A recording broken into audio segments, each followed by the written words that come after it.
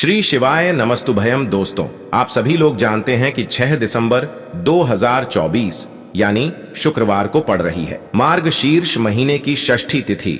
और दोस्तों, यह वह षष्ठी तिथि है जो मार्गशीर्ष महीने में पड़ने वाली सबसे बड़ी तिथि है, क्योंकि यह शुक्रवार के दिन पड़ रही है और इसका बहुत ही बड़ा और विशेष महत्व होता है। पूज्य गुरु जी ने कहा है कि अगर कभी भी मौका लग जाए और मार्गशीर्ष महीने की शुक्रवार षष्ठी तिथि को पड़ जाए तो आप लोगों को एक छुटकी काला तिल वाला उपाय तो अवश्य ही करना चाहिए। इन दोनों का संयोग बहुत कम आता है।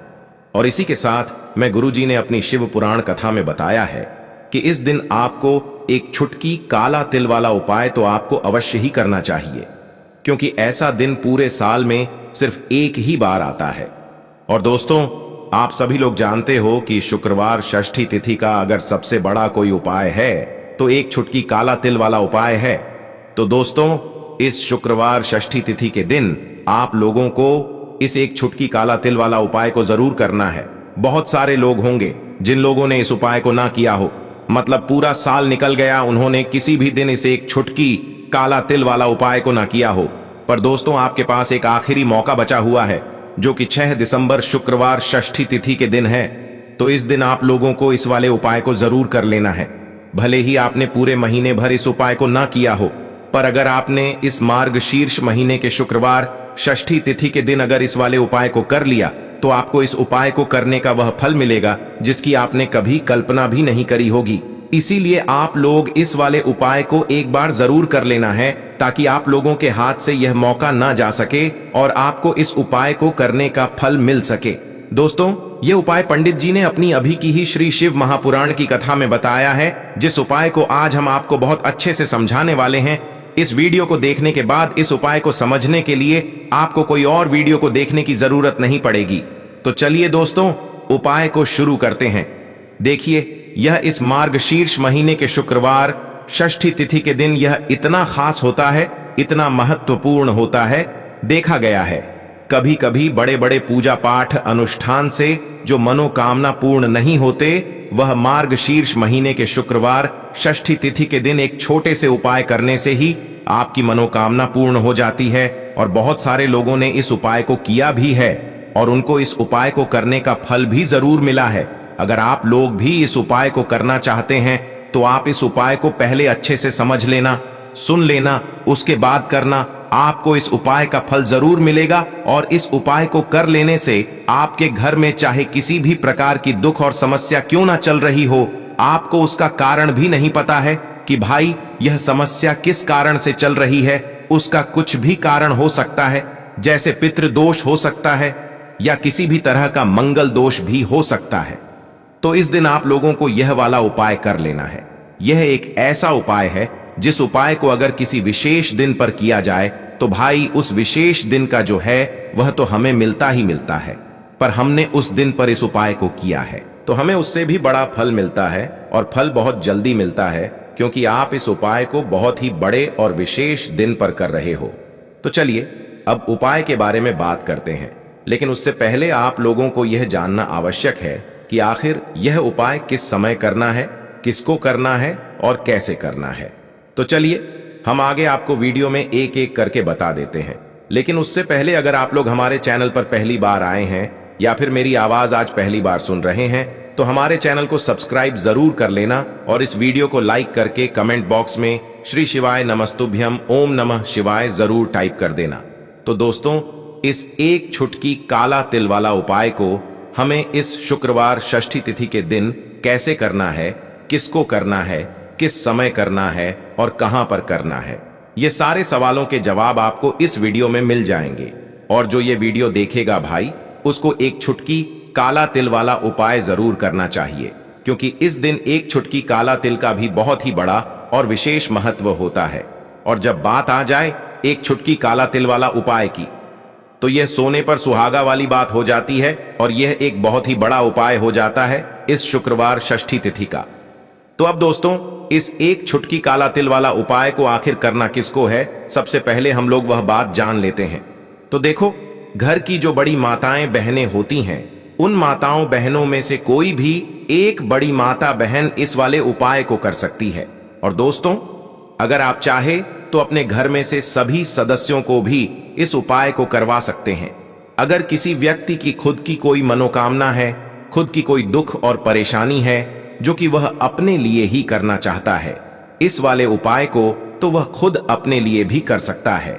बाकी अगर कोई घर में से ऐसा है जो कि अपने पूरे घर परिवार की सुख और शांति के लिए यह वाला उपाय करना चाहता है, तो भाई वह भी कर सकता है, उसमें भी कोई दिक्कत वाली बात नहीं है। कहने का मतलब यह है कि इस उपाय को हर एक सदस्य भी कर सकता है और पूरे घर परिवार के सदस्य के लिए घर की बड़ी माताओं बहनों में से कोई एक माता बहन भी कर सकती है। माताएं बहनें अगर घर में उपस्थित ना हो या वह यह वाला उपाय ना कर पा रही हो, तो फिर घर का कोई बड़ा सदस्य भी इस एक छुटकी काला तिल वाला उपाय को कर सकता है, चाहे फिर वह पुरुष ही क्यों ना हो, उसमें कोई भी दिक्कत वाली बात नहीं है। अब दोस्तों, जो अगला प्रश्न निकल कर आता है वह यह आता है इस उपाय को लेकर कि आखिर इस उपाय को हमें किस समय करना है, सुबह के समय करना है कि शाम के समय करना है।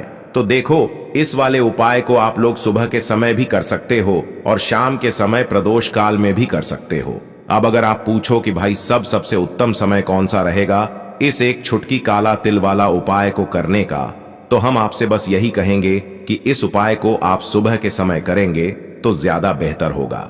बाकी अगर प्रदोष काल शाम के समय भी करेंगे तो भी अच्छा होगा, उसमें कोई भी दिक्कत वाली बात नहीं है। तो अब दोस्तों, जो अगली सबसे बड़ी और महत्वपूर्ण बात आती है वह यह आती है कि सुबह अगर हम उपाय को करेंगे तो हमें कितने बजे से लेकर कितने बजे तक के बीच में करना है, और शाम के समय प्रदोष काल में करेंगे तो हमें कितने बजे से लेकर कितने बजे के बीच में करना है। तो देखो, सुबह जितनी जल्दी हो सके आप उपाय को करने की कोशिश करना। बाकी अगर किसी कारणवश लेट भी हो जाओ, थोड़ी देर भी हो जाए, तो 10 या 11 बजे तक भी आप उपाय कर लेना, पर 12 बजे से ज्यादा देरी ना हो, ठीक है? इस बात का ध्यान रखना।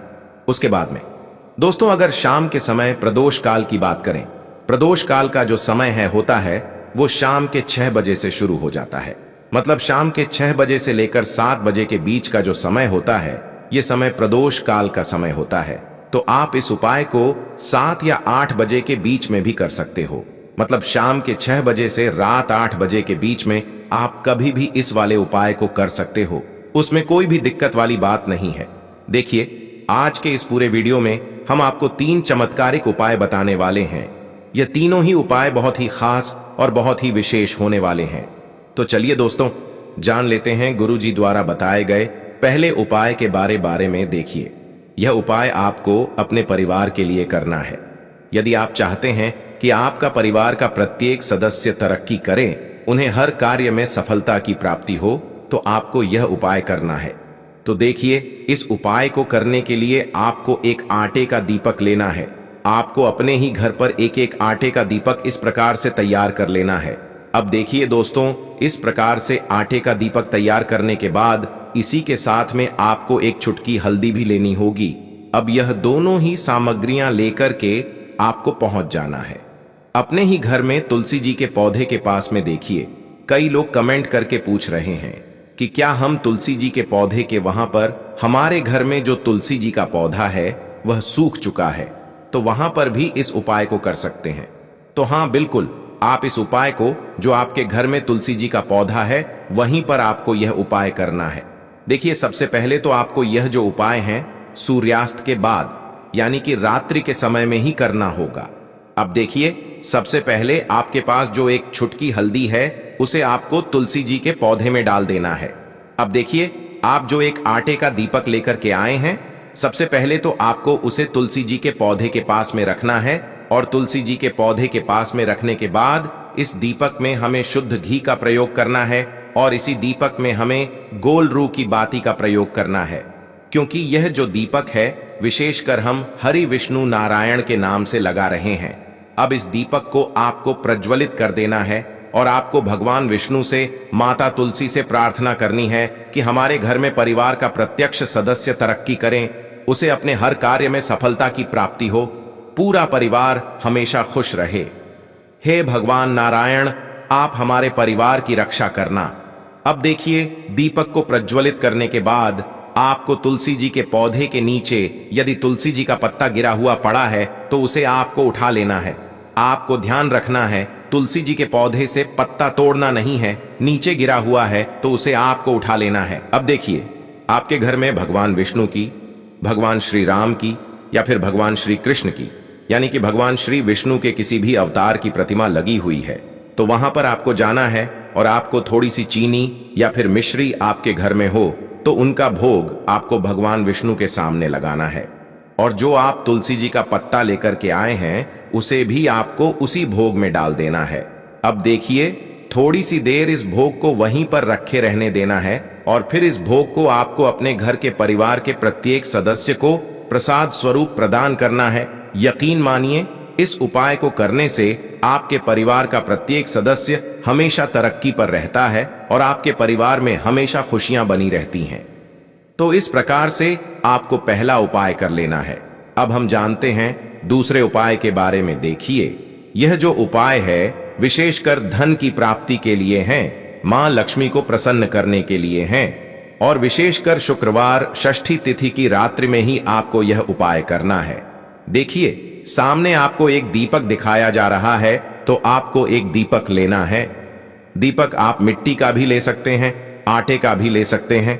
अब देखिए, इस दीपक में आपको शुद्ध घी का प्रयोग करना होगा और इस दीपक दक में आपको विशेषकर मोली वाला जो धागा आता है, लाल रंग का कलावा का धागा जिसे हम कहते हैं, उसकी बात ही आपको इस दीपक के अंदर प्रयोग करनी है।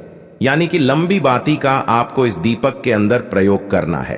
अब देखिए, यह जो दीपक है, आज रात्रि में लगभग 8 बजे के लगभग आपको ये जो दीपक है तुलसी जी के पौधे के पास में प्रज्वलित कर देना है। दीपक की जो बाती है उसका मुख आपको उत्तर दिशा में रखना है, इस बात का ध्यान रखना है। और आपको ओम महालक्ष्मी नमः इस मंत्र का लगातार जाप करते रहना है। देखिए, इस मंत्र का आपको 11 बार या फिर 108 बार जाप करने के बाद तुलसी जी के पौधे के नीचे से थोड़ी सी मिट्टी उठानी है। देखिए, आप सभी को पता है कि अब भी मार्गशीर्ष के पवित्र दिन चल रहे हैं और मार्गशीर्ष महीने के दिनों में यदि आप शुक्रवार षष्ठी तिथि के दिन तुलसी जी की मिट्टी रात्रि के समय में लेते हैं तो इससे आपके जीवन के जो सारे संकट हैं वह समाप्त होते हैं।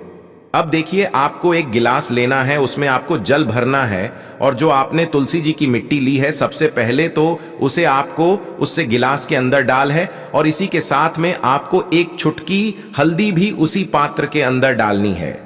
अब देखिए, इस जल का छिड़काव आपको अपने पूरे ही घर में करना है। देखिए, जल का छिड़काव आपको अपने घर के प्रत्येक कोने में करना है, मुख्य द्वार पर करना है, प्रत्येक कमरे में करना है, केवल अशुद्ध स्थानों को आपको छोड़ना है। बाकी आपको प्रत्येक कोने में, प्रत्येक कमरे में जहां आप धन रखते हैं, चाहे रसोई घर हो, वहां पर आपको इस जल का छिड़काव करना है। और जल का छिड़काव करते समय आपके मन में यही भाव रहना चाहिए कि माता लक्ष्मी की कृपा से हमारे जीवन में हमेशा धन धान्य के भंडार भरे रहे और जीवन में जो भी संकट हैं, कष्ट हैं, वह सभी दूर हो। इस प्रकार से कामना करते हुए सुंदर भाव के साथ आपको यह उपाय करना है। देखिए, इस उपाय को करने से घर का जो दुर्भाग्य है वह दूर होता है, तो इसीलिए आपको शुक्रवार षष्ठी तिथि की दिव्य रात्रि में यह उपाय करना है। अब दोस्तों, हम जान लेते हैं तीसरे विशेष और अंतिम उपाय के बारे में। देखिए, इस उपाय के माध्यम से भगवान विष्णु और माता लक्ष्मी दोनों ही प्रसन्न होने वाले हैं। तो देखिए, इस उपाय को करने के लिए सबसे पहले तो आपको दीपक लेने हैं। दीपक आपको 2 लेने होंगे। आप चाहे तो दोनों ही दीपक मिट्टी के भी ले सकते हैं, दोनों ही दीपक शुद्ध आटा मनकर उनके भी तैयार कर सकते हैं। अब देखिए, दोनों ही दीपक के अंदर आपको शुद्ध घी का प्रयोग करना होगा। अब देखिए, जो 2 दीपक हैं उनमें से आपको एक दीपक के अंदर गोल बाती का प्रयोग करना है और एक दीपक में आपको लंबी बाती का प्रयोग करना है। देखिए, लंबी बाती वाले दीपक के अंदर आपको लाल बाती का प्रयोग करना है। जो मोली वाला धागा आता है कलावा का, उसी की बाती का आपको प्रयोग करना है। अब देखिए, इसी के साथ में आपको एक चुटकी हल्दी लेनी है और एक चुटकी आपको काले तिल लेने हैं। अब देखिए दोस्तों, ये उपाय भी आपको विशेषकर रात्रि के समय में ही करना होगा। तो देखिए, सबसे पहले तो आपको यह जो सभी सामग्रियां हैं तुलसी जी के पौधे के पास में लेकर के पहुंचना है। देखिए, आपके पास जो गोल बाती का दीपक है, इसे आपको तुलसी जी के पौधे के पास में प्रज्वलित करना है। ओम नमो भगवते वासुदेवाय नमः इस मंत्र का जाप करते हुए। अब देखिए, आपके पास जो काले तिल हैं, उन्हें आपको अपने सीधे हाथ में रखना है और आपके जीवन में जो भी समस्या है, परेशानियां हैं, जीवन में जो भी संकट हैं, बाधाएं हैं, उन सभी को दूर करने की आपको प्रार्थना करनी है। और यह जो काले तिल है, आपको उससे जलते हुए दीपक के अंदर डाल देने हैं। तो देखिए, इस प्रकार से हमने यह जो गोल बाती का दीपक है, भगवान विष्णु के निमित्त प्रज्वलित किया है। अब देखिए दोस्तों, आपके पास जो लंबी बाती का दीपक है और आपके पास जो एक छुटकी हल्दी है, इन दोनों को आपको अपने घर के मंदिर में लेकर के पहुंचना है। देखिए, आपके घर के मंदिर में जो माता लक्ष्मी की तस्वीर है या फिर माता लक्ष्मी के किसी भी स्वरूप की तस्वीर है, प्रतिमाएं हैं, तो सबसे पहले तो उनके सामने आपको यह दीपक रखना है। दीपक के नीचे आपको चावल या फिर अनाज के कुछ दाने अवश्य ही रखना है।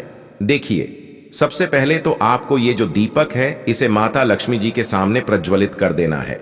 अब देखिए, आपके पास जो एक छुटकी हल्दी है, इसे आपको जलते हुए दीपक के अंदर डाल देना है और आपको ओम महालक्ष्मी नमः या फिर ओम श्रीम नमः इस मंत्र का जाप करना है। माता लक्ष्मी से आपको प्रार्थना करनी है कि जीवन से जो भी दुर्भाग्य हैं, दरिद्रता है, उन्हें आप समाप्त करें और हमारे घर में हमेशा सुख, शांति और समृद्धि बनी रहे। इस प्रकार से आपको कामना करनी है। तो देखिए दोस्तों, इस प्रकार से आज के इस वीडियो में हमने आपको शुक्रवार षष्ठी तिथि की रात्रि में किए जाने वाले 3 महा उपाय बताने का प्रयास किया है। जो भी आपके लिए उचित है, सरल है, उसे आप कर सकते हैं। तो दोस्तों, यह थे पूज्य गुरुजी द्वारा बताए गए कुछ बहुत ही खास उपाय। अगर आपको जानकारी अच्छी लगी हो तो वीडियो लाइक करिएगा। मिलते हैं फिर एक नए वीडियो के साथ। श्री शिवाय नमः।